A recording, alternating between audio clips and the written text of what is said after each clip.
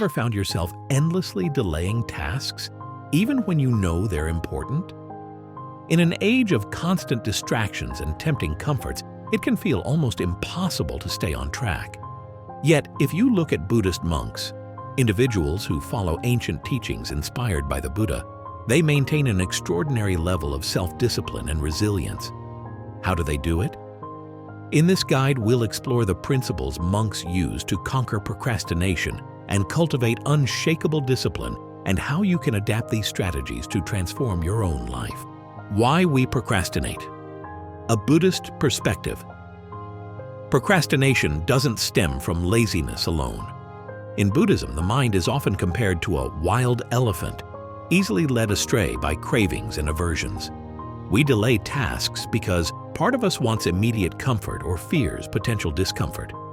Buddha recognized that this tug-of-war between desire and avoidance is universal, so he devised teachings to harness the mind's wandering nature. One key insight is that procrastination arises from attachment to fleeting pleasures, like scrolling through social media, or to avoiding unpleasant feelings, like facing a difficult project.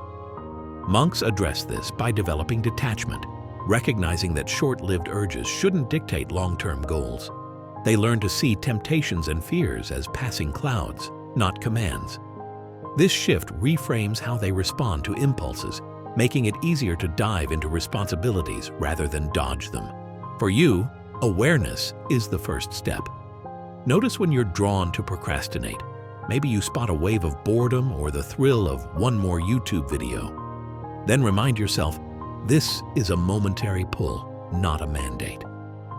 By labeling these urges, you start to loosen their grip, laying the groundwork for disciplined action. Cultivating mindfulness.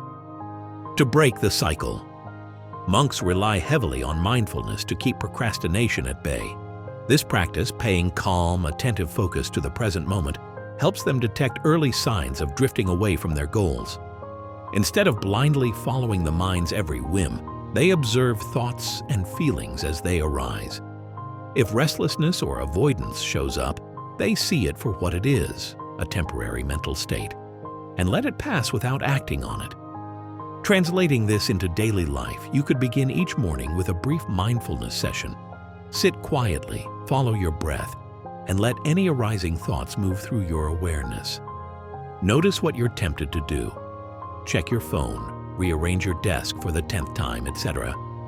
But resist the urge to label these temptations as good or bad. Instead, see them as fleeting phenomena. Over time, this mental training clarifies which impulses actually serve your best interests and which merely delay progress. Mindfulness also helps with task immersion. When it's time to work on something, you commit to being present for that one activity, free from digital or mental scatter. If your mind wanders, you gently guide it back. This present moment anchor not only reduces procrastination, but also increases the quality of your output. Buddha often taught that true liberation begins when we master the mind's wavering nature, and conquering procrastination is a real-world example of that mastery. Embracing the middle way, avoiding extremes. Buddha's approach to life, known as the middle way, avoids extremes of indulgence and asceticism. Modern procrastinators often swing between all-or-nothing thinking. They might binge-watch TV for hours and then suddenly vow to work without breaks. Such extremes can lead to burnout or relapse into old habits. Monks strike a balance by scheduling consistent meditation, study, and chores without overloading themselves. This moderate approach respects human limits while steadily building self-discipline. Instead of punishing themselves for lapses, they focus on maintaining equilibrium. So if they become overly rigid, they dial back. And if they start to slack off, they tighten their routine. In practical terms, the middle way means setting realistic goals.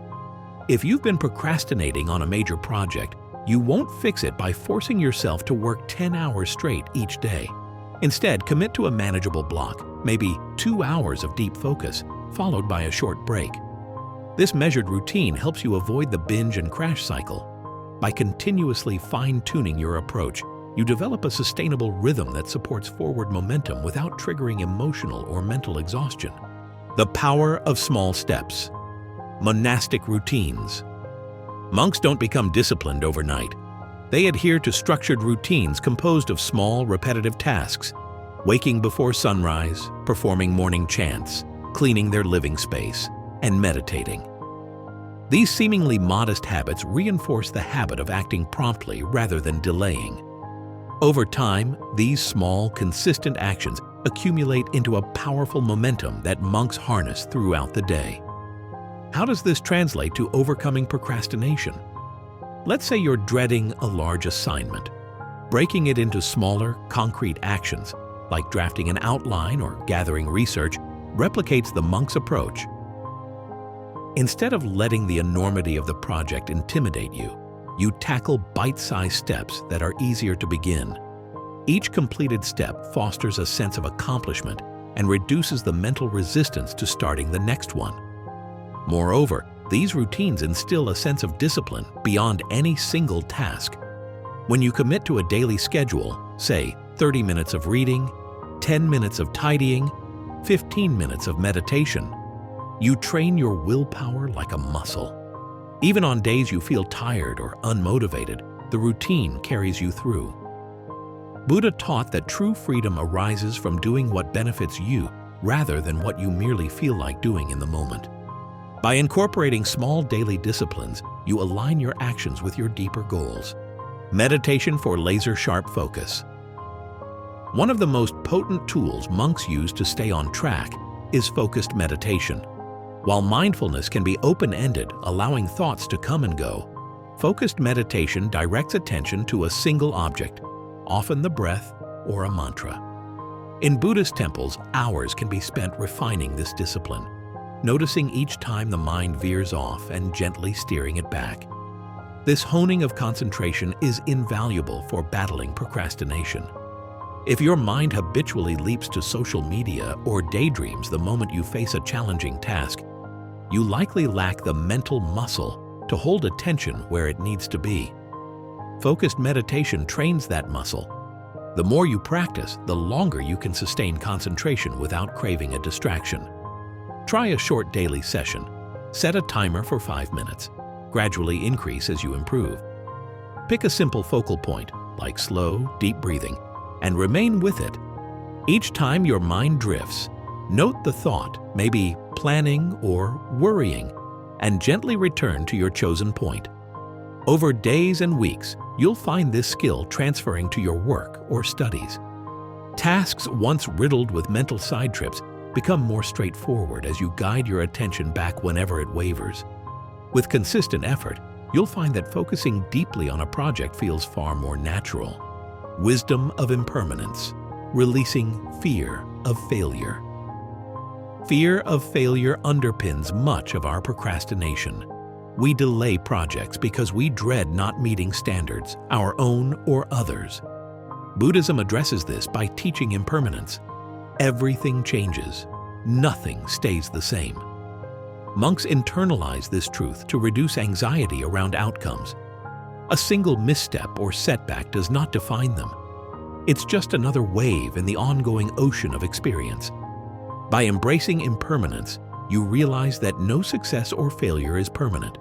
You also accept that your skills and circumstances evolve over time. This perspective strips away some of the dread attached to potential failure. With less fear, you're more inclined to start tasks immediately rather than postponing them indefinitely. Consider how much time you waste worrying about whether you'll produce a perfect piece of work. Instead of letting that fear paralyze you, adopt the monk's understanding. Each attempt, successful or not, is transient. Even if you fall short, you learn and adapt for next time. This realization can drastically reduce procrastination. When you stop treating tasks as pass or fail life events, you free yourself to focus on the process, ironically boosting your chances of success. Compassion for yourself, a surprising key to discipline. Monks are often seen as strictly self-disciplined, but their approach is underpinned by compassion, not just for others, but also for themselves. Buddha taught that harsh self-criticism can entrench us in negative cycles. When you label yourself a procrastinator or beat yourself up after a lapse, you create more stress, which can lead to more avoidance behavior. Compassion doesn't mean excusing harmful habits. It means recognizing that you're human, capable of growth, and worthy of patience. Monks apply this principle by acknowledging mistakes or lapses in discipline without sinking into shame. They refocus on the vow or routine at hand. Each day is a fresh opportunity to live in alignment with Buddhist principles. If you slip up, maybe you binge-watch shows instead of working. Don't dwell on guilt. Instead, ask what triggered the slip, then gently reaffirm your commitment to improving. This compassionate mindset fosters resilience. You'll find it easier to bounce back and stay motivated because you're not burdened by self-loathing. In practical terms, add a short daily check-in. What went well today? What can I try differently tomorrow? Keep it constructive, reaffirming that the path to discipline is a journey, not a sprint. Turning service and purpose into motivation. Another secret to monk-level discipline is purpose. Monks often dedicate themselves to higher ideals, such as alleviating suffering or guiding others on the path of enlightenment. This altruistic perspective provides deep motivation, making it easier to adhere to daily routines. Tasks aren't just chores, they're expressions of a larger mission. Translating this into your own life, think about how the tasks you procrastinate on might serve a bigger vision. Whether it's building a skill to help your community, improving your family's well-being, or even just growing into a stronger version of yourself, infuse your activities with purpose. If you remember why something matters, you'll be less likely to put it off. In Buddhism, the concept of right livelihood suggests that work isn't just about personal gain, but also about contributing positively to the world. When you see your tasks in this light, whether it's finishing a project that will uplift others or learning a new skill to be of service, you'll find an inner wellspring of motivation. The barrier of procrastination crumbles under the realization that your effort has meaning beyond immediate gratification. This synergy of discipline and purpose is exactly how monks stay focused, day after day, on their spiritual and communal commitments. Procrastination may feel insurmountable, but Buddha's teachings remind us that every action starts in the mind. By embracing mindfulness, realistic routines, compassionate self-talk, and a clear sense of purpose, you can transform your habits and build the discipline monks embody. Ready to reclaim your focus and finally tackle what you've been putting off? Share how you plan to begin in the comments. And if this resonated with you, like, share, and subscribe to our YouTube channel, Monk Mindset, for more insights on living with clarity and resolve. May your journey be steady and fulfilled.